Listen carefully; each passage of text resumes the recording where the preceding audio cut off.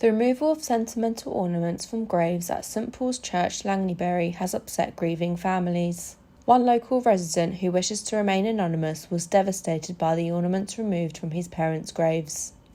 The objects removed from graves at the churchyard include artificial flowers, freestanding plastic, metal, glass and vase arrangements unless they were part of a memorial base, loose items like wreaths and anything with wire, thread or plastic.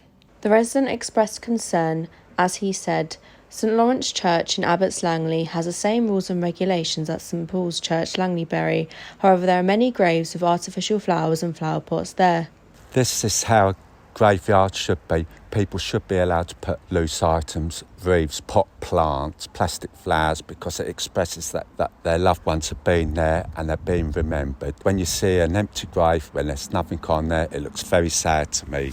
He then went on to say, St Paul's Langleybury volunteers have planted bushes which have small plastic cages around them, which he said was not part of the rules and regulations, labelled this as hypocrisy. The rules and regulations are not being followed here, but at St Paul's Church at Langleybury, we're not allowed to do this, and there's double standards down there. The Diocese of St Albans released the following statement. We are naturally concerned to hear the distress that has arisen concerning grave memorials in some of our local churches.